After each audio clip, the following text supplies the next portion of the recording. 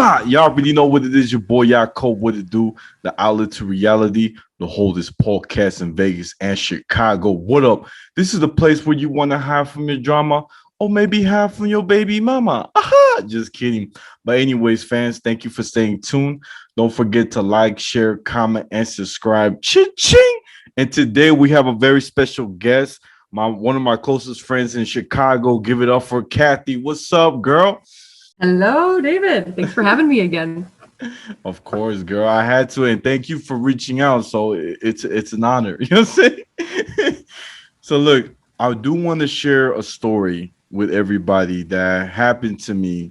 Pretty much, I got some bad news that happened on Thursday, and like it ruined my day. I was stressed. I was like, oh, I'm so mad. And I'm thinking about this, right? Because I got this letter and I'm just freaking out. And I was just like, man, what am I gonna do? I need something to let it out. I just flew in from New York.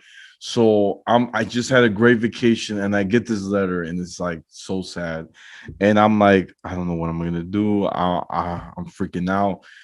So one of my friends in Vegas said, hey, it's my birthday today. You should come out and dance. We're gonna be at this club at Blue Martini. I was like, okay, all right. So I get there and I'm excited. I invited one of my coworkers. All right, let's go have a good time. And I see a lot of young people, live music. I love live music because you could feel it, the passion. And so I danced a few times and I danced with the birthday girl, of course. And so we danced and I felt so happy. Like I forgot about everything. And you know what? That just having that like dun, dun, dun, dun, dun, dun, dun, dun, oh snap. And then I just feeling it. Nah, nah, nah, nah. You know what I'm saying? So I feel like after that whole experience, I went home, I slept good. The next day I was like, man, I feel fresh. And I called that person that sent me the letter and they're like, oh, I'm sorry, it was a misunderstood. We meant to change this. I'm like, perfect. I feel better because I was freaking out. I was just like, yo, what's up with this letter? And so it was all good. But sometimes that's what happens in life. You don't know what to expect and it happens. And you can either hold on to that pain and that stress and it can just build up and then eventually you just vent like crazy, kind of like explode. But when I had that opportunity to dance, it definitely helped me to cope the situation. But what about you, Cathy? Any experience you could remember where dance maybe saved your life or it put a smile on your face? You know what I'm saying? Yeah, absolutely. Definitely like all the times that we've gone dancing together with Jess and Lisette and like in Las Vegas too. But I guess like one of the more impactful moments I can remember where dance was something that, really helped me out was during the pandemic. Obviously like in 2020, we weren't doing anything related to like dance halls and like the clubs were closed and there was just not really a way to like even engage socially with anybody. And so everybody obviously was having kind of a weird time. I remember like getting really depressed over like the winter months of that first year and living at my parents' place and feeling like I was far away from everyone too, because we were living in the suburbs. And so I felt like I wasn't getting any exercise in. I was, felt like far away from everybody. Basically, like I had realized, that one thing I was missing in my life was just like being active and moving. So I just like decided to start, my evenings after work by like doing a little like salsa dance and like putting in my earbuds and just like dancing for 20 minutes by myself. And after that, like I got like a rush of like, motivation. I like wanted to make dinner and like my night was better. And so I started doing it more and like even looking at TikTok videos of like new salsa steps and just like kind of getting more immersed in it. And I feel like it helped me kind of like get through, not having dance as like a social outlet. I felt like I was at least able to like share something with myself. Even if it was behind closed doors, just like a way to like express myself and like get my heart pumping. Cause like, especially in the winter time, it was, it's getting to be tough. Wow. No, I hear you. It's a scary thing, like especially that pandemic when you can't even be close to your friends and family because you're afraid you might get them sick or they might get you sick. So Right. it's a very touchy thing, and I'm glad salsa and dancing has helped you build regain that Kathy that we missed. We got her back. You know what I'm saying? I did do some research, actually, and I found a really cool article.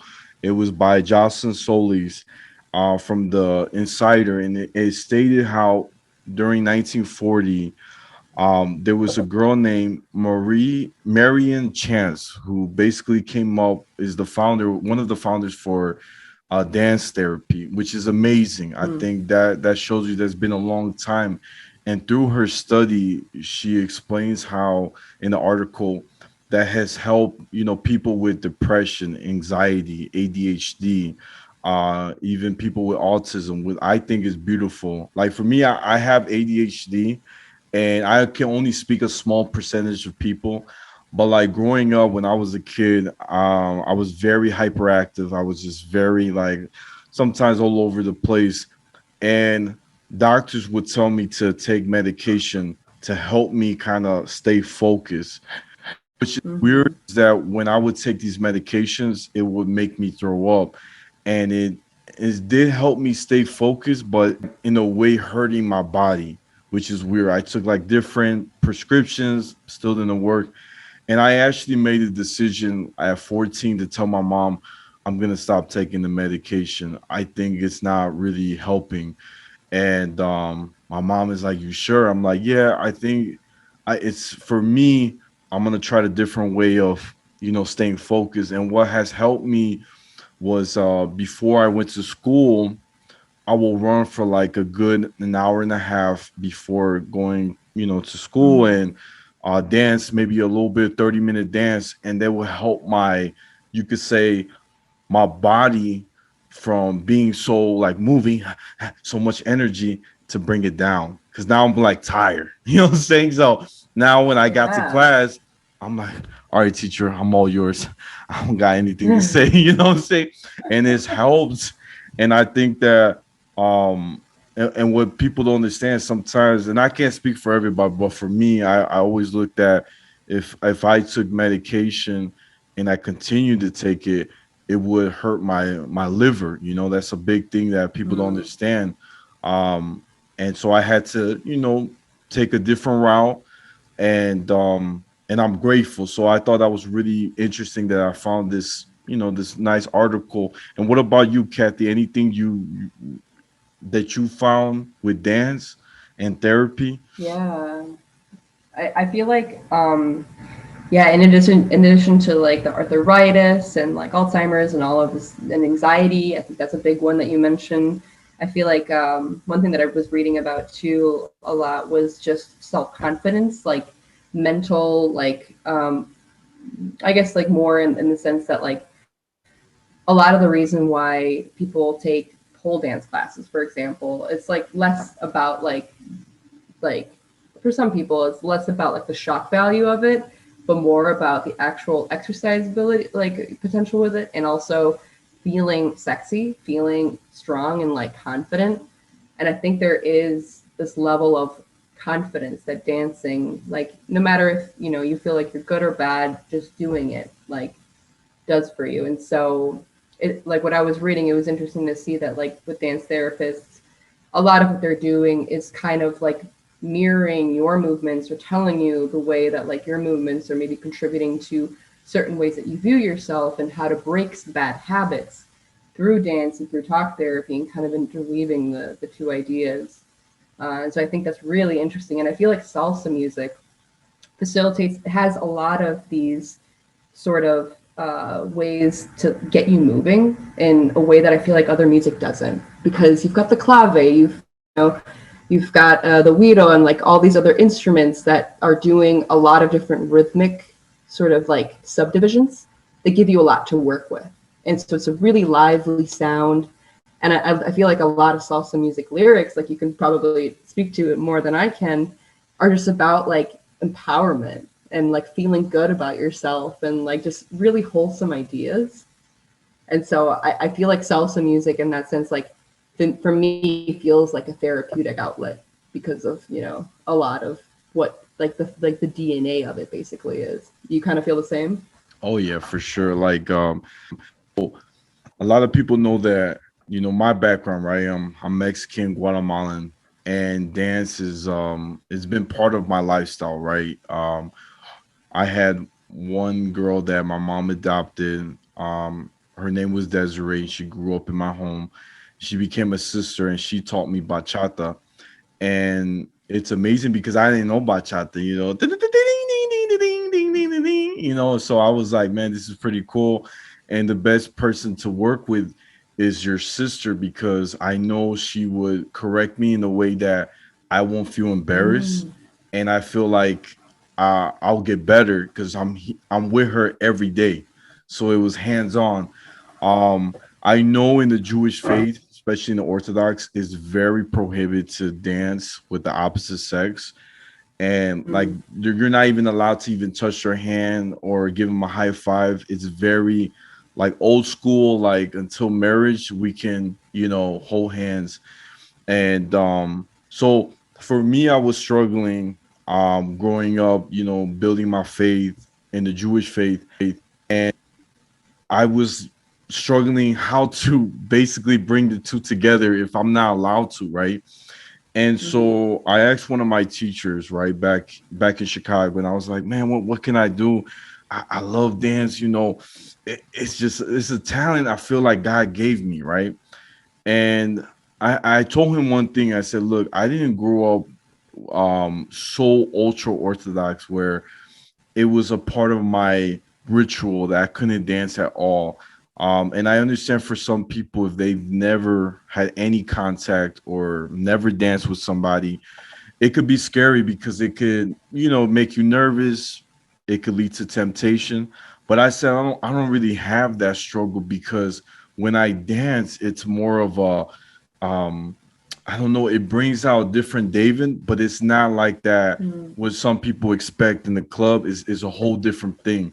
And so my teacher's like, look, man, I'm gonna be honest, and my teacher's Orthodox, and he's like, look, man, I dance with my wife merengue. He's like, I love that music, so he's like, look, as long as you don't feel like it's you're not hurting nobody, you know, like you're bringing good to the world, it's not bad. So when I heard those words, I went to Mexico and I actually taught about like 7 or 8 high schoolers who were, I wouldn't say all troublemakers, but some of them were in gangs. And it was amazing. I was able to teach merengue, cumbia, bachata, and Wednesdays. There was my whole program. And the one of the most beautiful things I remember is having parents come up to me and say, thank you for keeping my kid out of the streets. Mm. And I That's saw, amazing. right? And right there shows I was using my talent for the good, bringing good to the Mm-hmm. world. So it's not like I was using it to get a girl. You know what I'm saying? Like I was Right. doing it to make a change. So that's what I had Just to share. affecting people with dance. I feel it, like it's infectious dance floor, and then everybody, and if you know, getting people to just like get out on the floor, like it's really hard to like tell your feet to say no. And I feel like a lot of American culture doesn't really put dance as like the forefront of like a cultural staple of like this is what we do with our spare time or like fun or like um it's less, even like in my family, like a Polish family, like dance is really big, and you know weddings are huge for dancing. And I feel like I grew up with a sense that it was more okay to like, you know, not stand at the back of the gym during like, you know, senior prom and like try to act cool. Like a lot of boys in high school, I feel like grew up with this sort of a fear of like moving their body. And I, I, I don't know, I feel like it's a freeing experience. That's just something that, you know, like in other like cultural contexts is a lot more like permissive. Yeah, yeah, for sure. I think TikTok does a good job in letting people create their own dancing or Mm-hmm. choreography. And the way I see it, because I make content every week, right? I put new dance videos, martial arts, and I always say that even if people Mm-hmm. don't like it, it made me happy at the end of the day. If they say, "Man, this guy really sucks," I'm like, "Thank you." You know what I'm saying? I wouldn't take it to the heart because I'm like, I knew at that moment it made me happy, and I'm just putting good to the world. So if you don't like it, that's okay. That's okay. You can join my video and not subscribe. It's all cool, or not follow. But that's how I see it. Mm-hmm. I feel like, a lot of people, don't get me wrong, like they'll find a counselor to get that, one-on-one interaction. Like I need help. I need somebody to talk Yeah. to let it out. And sometimes it may not be words that you need to hear. Maybe it's just music. Because music, it's so Mm-hmm. universal. Uh I feel like it's similar to the construct of love where you cannot see it, but you can feel it, and it's so Mm-hmm. powerful. And music, there's a song for every emotion that's out there. Absolutely. You know what I'm saying? Like when I'm Yeah. mad, And like salsa music in particular, oh yeah. What were you gonna say? What were I you gonna feel say? like I was gonna say that music. I feel like in particular because it's got such a driving rhythm and it's like so happy and joyous. So many like trumpets and like the horn section goes crazy. You could literally like sing about anything. You could sing about like your dog dying and like people will still dance to it. You know, That's like there's true. a lot of songs I feel like that are really like kind of sad. Like Yo No Sé Mañana by Luis Oh, Enrique. oh, It's like this like really hard, yeah, it's like this really hard conversation between a couple. They're like, I don't know what's gonna happen tomorrow. And like but it still feels like you're not sad at the end of it, you know? oh. You hit one of the best songs out there. Like I love that song that you Yeah. just said. Do, do, do, do. Yes, it's like do, it's do, do. it's so nice. I love that song too. And it's true, like that song is saying like we don't know tomorrow, but basically the hmm message is let's live the moment. Because I think in life we sometimes get so caught up with what's gonna happen in the future, what's gonna happen, or things from the past keeps bringing up right in your mind. But if you not focus so much on those two worlds and live in the present, you can still worry about the future, the past, but don't let that kind of dictate your life, hmm kind of just go with it. And I think that's it's more powerful if you just focus. You said that you learned like a lot of dance within your family. So like your sister taught you or your mom and your sister taught you.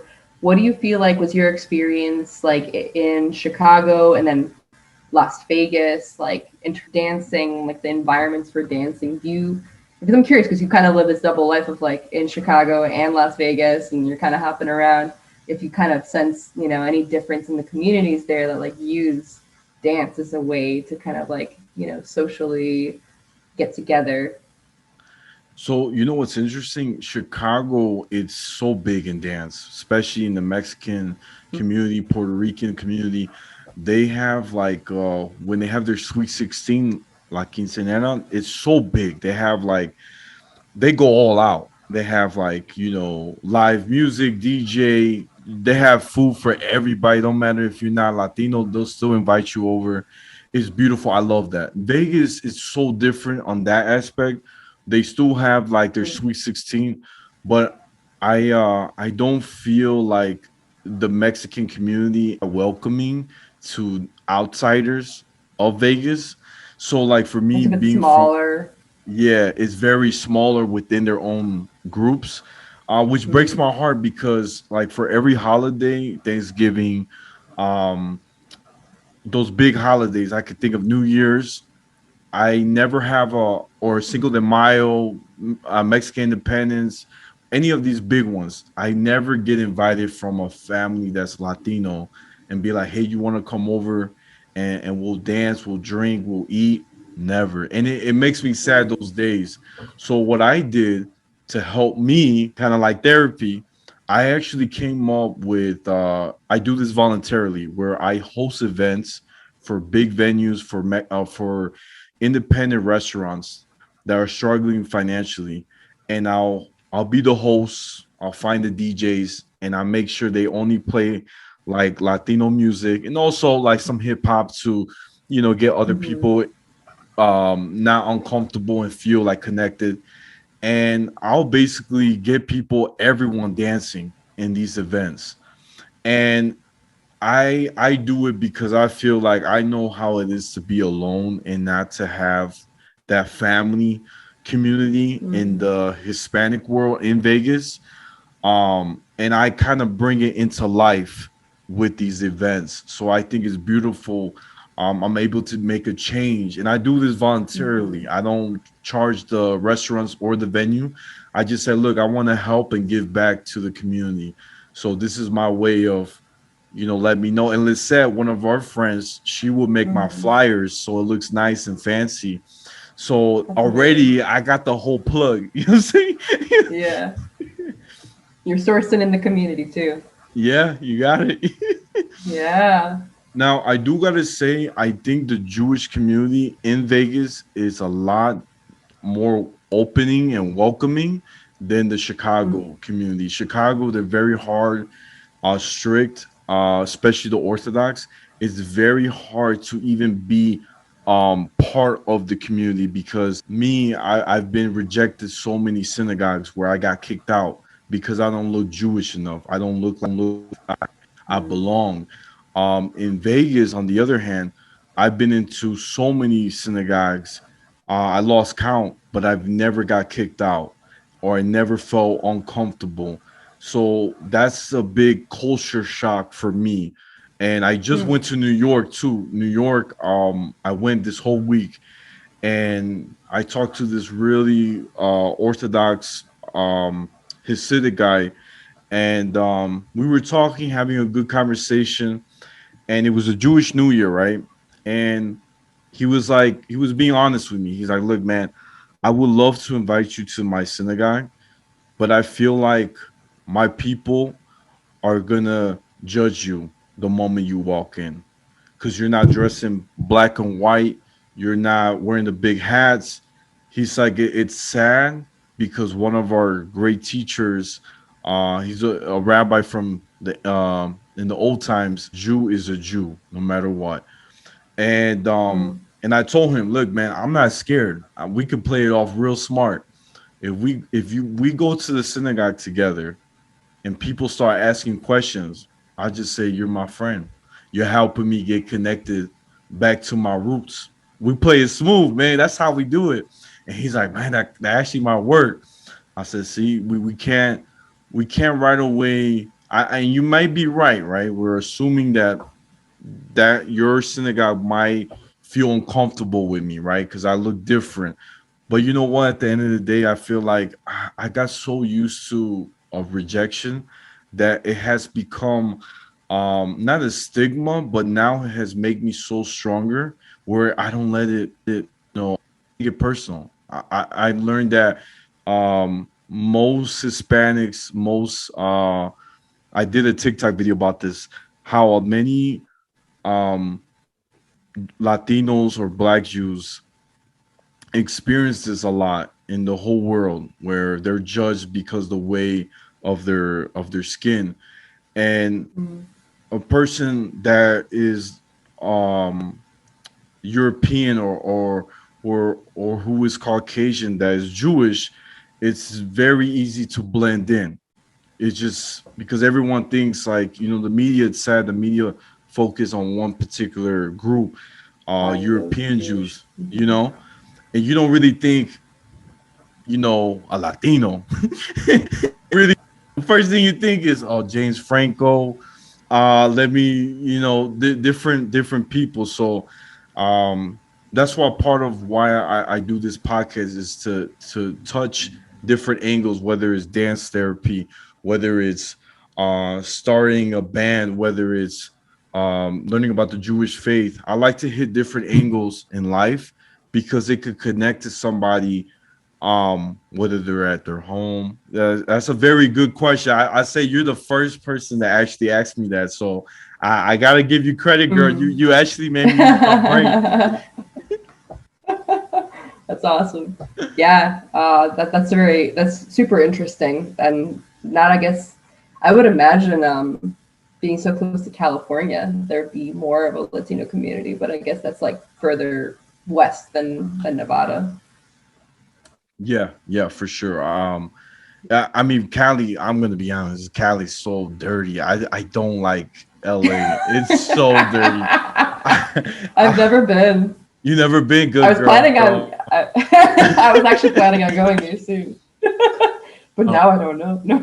yeah, I don't recommend it, girl. Don't bring your jewelry. Don't bring nothing. Like, it's so sad that downtown you have like a bunch of tents, shelters. Like, and don't get me wrong, I love shelters, but like when you have it where downtown looks like very, it's so people really. Beverly Hills probably the nicest spot in LA, but it looks bad for the governor because it shows that he doesn't have I guess order in his own state, so or his own city. Mhm. And if you look at Chicago, it's so clean. It's one of the most cleanest downtowns I've seen. New York is dirty. You got rats coming out of nowhere in these trash cans. They don't have alleys, so that's disgusting. But New York, you have all different walks of life. There's always something to do. Right. But I'm so grateful that I grew up in Chicago, and Yeah, we live in a pretty awesome city, for like real. truly. How about you? What was your I never asked you, but what was your thoughts on Vegas? Because I actually took you a few spots to dance. Yeah. No, that what was the salsa bar that we went to like when It was we were called there? Panchos. Panchos. Yeah, that place is amazing, and I loved how like there were regulars too. Like it was like a a spot where you knew everybody that was going there at that time, and like they were kind of coming every week and kind of just checking in and dancing together. Um, that was a lot of fun. I also loved the Cerveceria. The which one was it was the Bruxa? Is that Yeah, the name of it? the brewery spot, Cerveza. Yeah, the spot you said. Yeah, Yeah, that was very cool too. And I love that we had it was like a trivia night with like Latin rock. yeah, Like yeah. seemed like such a random topic, but I had just finished watching a documentary about like Latin rock from like the 60s to the 90s, so I was very excited about that. And we were playing Loteria, and yeah, that was a really good time. Oh And man. yeah, I was just very surprised. Like, I feel like I came in with some preconceived notions on what Las Vegas would be. I just figured it was the strip and like nothing else outside of it. Like, it's in like build-a-rama sort of like homes that like don't have anybody living in them. Like almost like set pieces was like my concept of it. But then like to actually go there and like see all of the the communities that like we stepped in on with that like that brewery, the people that we met who were living there. Like it wasn't all just transplants from California who were like doing date like their acting job in the during the week and coming back in the on the weekends or whatever to Las Vegas. There were people who were actually like growing up there, and like yeah, there are people that live in Las Vegas. Did you know that the Killers are originally from Las Vegas? I didn't know that. I know we had a big mafia issue back in the old days. Yeah. Oh no, sorry, that's like a rock band from like the early 2000s. They had Oh, Killers. the I thought you meant like. coming out of my cage. Oh, you Not meant. like murders. I thought you meant serial killers. That's what I thought you said. Oh no. Man, I was like, girl, you got me scared. I think I had a little goosebumps pop out of nowhere. You know what I'm saying? I was gonna lock my door right now. You know what I'm saying? No, you're Oh, safe. You're safe. thank you, girl. Thank you. Kathy, I'm really excited we got to do this, and I'm happy to have you. Amazing, great topic, and for people out there, if you know some Mark Anthony, You driving in your car, whoop whoop, put some salsa. If you like Romeo Santos, put some bachata. And I'm really happy to Mhm. have you, Kathy, and hopefully I can have you back. Guys, real quick, this is the Outlet to Reality, the holdest podcast in Vegas and Chicago every Tuesday. Don't forget to like, share, comment, and subscribe. Ching, ching. Y'all know where to find me. I'm on YouTube, Spotify, Instagram, the Outlet to Reality. My TikTok is at Yaakov28, and my Snapchat is Take One Pass It. Kathy, where can my fans find you? You can find me as Kasia, kasia.vox on Instagram. And you can find my personal Facebook profile as Catherine Kroll.